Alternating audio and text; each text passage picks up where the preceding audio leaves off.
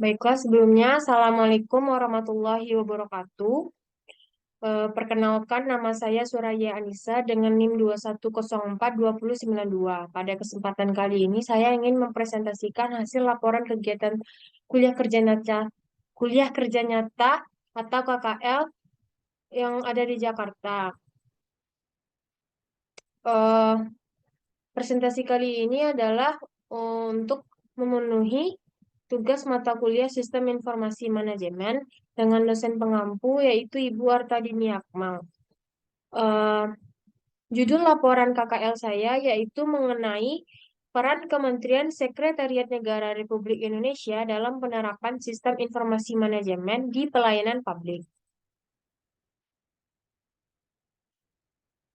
Materi pertama yaitu mengenai latar belakang. Kementerian Sekretariat Negara atau disebut dengan Kemensetnek adalah salah satu kementerian di pemerintahan yang bertanggung jawab atas penyelenggaraan administrasi pemerintahan dan pelayanan publik di negara. Untuk mendukung efisiensi dan efektivitas dalam pelaksanaan tugasnya, Kemenseknek perlu mengadopsi sistem informasi manajemen atau SIM yang tepat. Dengan adanya sistem informasi yang tepat, dapat memudahkan Kemenseknek RI dalam memberikan pelayanan publik. Tentunya hal ini juga dapat memudahkan masyarakat dalam menerima pelayanan publik yang diberikan Kemenseknek RI, sepertinya dengan adanya website atau aplikasi yang bisa digunakan masyarakat dalam melakukan pengaduan kepada pemerintah. Dengan dukungan SIM yang baik, Kemenseknek dapat mengoptimalkan pelaksanaan tugasnya sebagai lembaga penyelenggara administrasi pemerintahan dan pelayanan publik. Materi selanjutnya yaitu landasan teori, yaitu yang pertama mengenai sistem informasi. Sistem informasi merupakan suatu kegiatan pengumpulan data mentah yang kemudian diolah menjadi sebuah informasi yang dapat bermanfaat bagi para pemakainya. Menurut Alter, mengatakan bahwa sistem informasi adalah kombinasi antara prosedur kerja, informasi, orang, dan teknologi informasi yang diorganisasikan untuk mencapai tujuan dalam sebuah organisasi.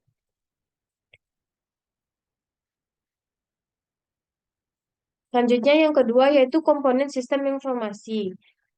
Komponen sistem informasi terdiri dari perangkat keras atau hardware, perangkat lunak atau software, prosedur, orang, basis data atau database, dan jaringan komputer dan komunikasi data.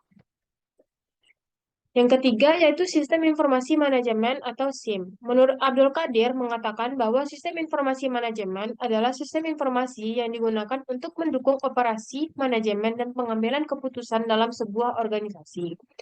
Tujuan dibentuknya sistem informasi manajemen adalah agar organisasi memiliki informasi yang bermanfaat dalam pembuatan keputusan manajemen, baik yang menyangkut keputusan rutin maupun keputusan yang strategis. Yang keempat, yaitu pelayanan publik. Berdasarkan Undang-Undang Nomor 25 Tahun 2009 tentang pelayanan publik menyatakan bahwa pelayanan publik adalah kegiatan atau dalam rangka pemenuhan kebutuhan pelayanan sesuai dengan peraturan perundang-undangan bagi setiap warga negara dan penduduk atas barang, jasa, dan atau pelayanan administratif yang disediakan oleh penyelenggara pelayanan publik. Selanjutnya, menurut Toha, pelayanan publik adalah suatu kegiatan yang harus mendahulukan kepentingan umum, mempermudah urusan publik, mempersingkat waktu pelayanan, serta memberikan kepuasan kepada publik. Yang keempat yaitu asas-asas pelayanan publik. Asas-asas pelayanan publik terdiri dari transparansi, akuntabilitas, kondisional, partisipatif, kesamaan hak, dan keseimbangan hak dan kewajiban.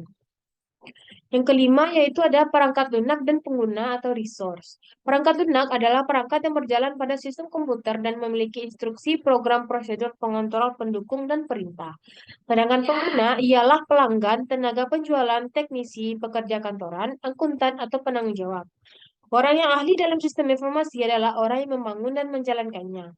Mereka adalah analis sistem, pengembang perangkat lunak, operator sistem, teknisi, dan orang lain yang bekerja sama dalam pengenalan sistem informasi. Materi selanjutnya yaitu masuk kepada pembahasan. Yang materi pertama yaitu profil Kementerian Sekretariat Negara Republik Indonesia.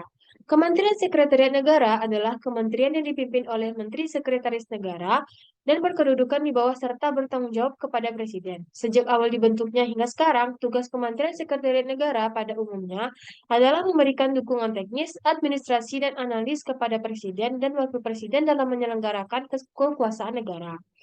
Dalam perjalanan sejarahnya, Kementerian Sekretariat Negara mengalami beberapa kali perubahan, baik tugas pokok, fungsi kedudukan, maupun struktur kelembagaan. Perubahan itu sangat dipengaruhi oleh situasi politik yang terjadi di tanah air. Yang awalnya Sekretariat Negara hanya berfungsi untuk membantu tugas-tugas administrasi kepresidenan, pada akhirnya menjadi sebuah kementerian yang memberikan dukungan teknis, administrasi, dan analis kepada presiden dan wakil presiden. Materi selanjutnya itu tugas dan fungsi Kementerian Sekretariat Negara Republik Indonesia. Tugas dari Kemenseknek adalah menyelenggarakan dukungan teknis dan administrasi kepada analis urusan pemerintahan di bidang kesekretariatan negara untuk membantu Presiden dan Wakil Presiden dalam menyelenggarakan pemerintahan negara. Sedangkan fungsinya, yang pertama yaitu dukungan teknis dan administrasi kerumah tanggaan, keprotokolan pers, dan media kepada Presiden. Yang kedua, dukungan teknis dan administrasi kerumah tanggaan dan keprotokolan serta analis kebijakan kepada Wakil Presiden dalam membantu Presiden menyelenggarakan pemerintah negara. Yang ketiga, dukungan teknis dan administrasi kepada Presiden dalam menyelenggarakan kekuasaan tertinggi atas Angkatan Darat, Angkatan Laut, dan Angkatan Udara. Yang keempat, dukungan teknis, administrasi, dan analis dalam penyiapan izin prakarsa dan penyelesaian rancangan peraturan perundang-undangan. Yang kelima, dukungan teknis, administrasi, dan analis dalam penyelenggaraan hubungan dengan lembaga negara, lembaga non-struktural, lembaga daerah, organisasi kemasyarakatan, organisasi politik, dan lain-lain. Yang keenam, dukungan teknis dan administrasi kepada analis dalam pengangkatan, pemberhentian, dan pensiun pejabat. Yang ketujuh, pembinaan, penataan, pengembangan aparatur sipil negara. Yang kedelapan, yaitu pembinaan dan pemberian dukungan teknis dan administrasi di bidang perencanaan, keuangan, ketatausahaan, kerumah tanggaan, penyediaan prasarana dan sarana. Yang kesembilan, yaitu pengelolaan barang milik kekayaan negara yang menjadi tanggung jawab Kementerian Sekretariat Negara. Yang kesepuluh, penyelenggaraan koordinasi kerjasama teknik antara pemerintah Indonesia dengan mitra pembangunan dan penanganan administrasi perjalanan dinas luar negeri. Yang kesebelas, pengawasan atas pelaksanaan tugas di lingkungan Kementerian Sekretariat Negara. Dan yang terakhir yaitu pelaksanaan fungsi lain yang diberikan oleh Presiden dan Wakil Presiden serta oleh peraturan perundang-undangan. Adapun visi misi dari Kemenseknek RI. Visi dari Kemenseknek RI adalah Kementerian Sekretariat Negara yang andal dalam memberikan pelayanan kepada Presiden dan Wakil Presiden dalam mewujudkan Indonesia yang berdaulat, mandiri, dan berkepribadian berlandaskan gotong royong.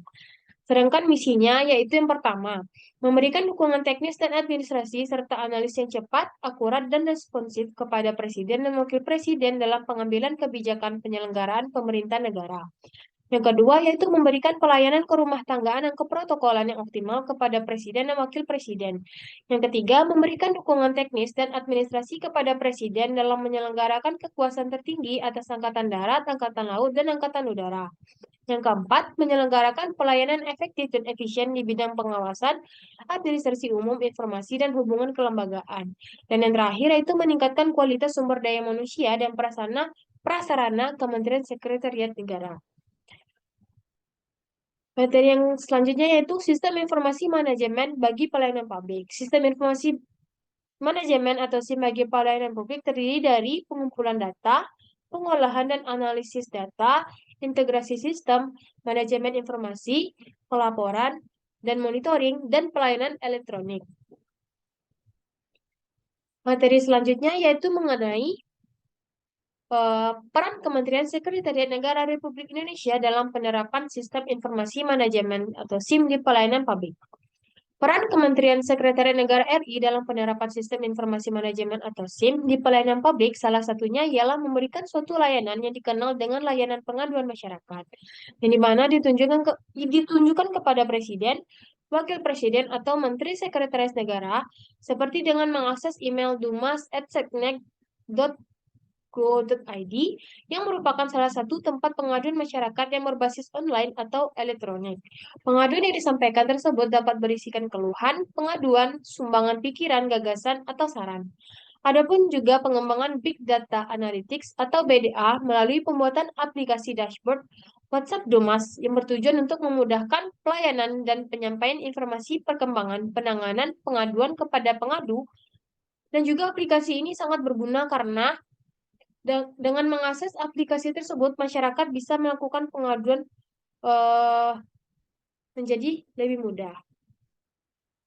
Selanjutnya yaitu layanan informasi terpadu atau LINDU, Drive-Thru Information Service atau DIS. Layanan informasi terpadu atau LINDU, Drive-Thru Informasi Service atau DIS merupakan sebuah langkah terobosan Kemenseknek dalam menghadirkan pelayanan publik berkualitas baik bagi stakeholder internal maupun eksternal. Inovasi ini tidak hanya menawarkan kemudahan akses pelayanan bagi pegawai dan pejabat di lingkungan Kemenseknek, tetapi juga bagi masyarakat yang ingin mendapatkan informasi di lingkungan Kemenseknek.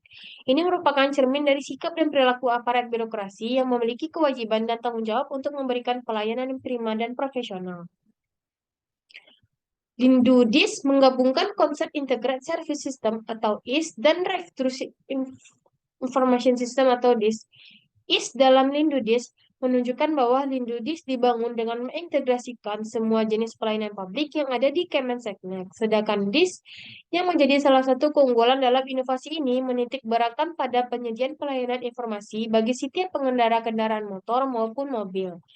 Jadi, Lindunis dapat menjadi media untuk melakukan kerjasama dan koordinasi antar unit-unit kerja di Kemenseknek dalam rangka pemberian layanan informasi yang prima untuk masyarakat.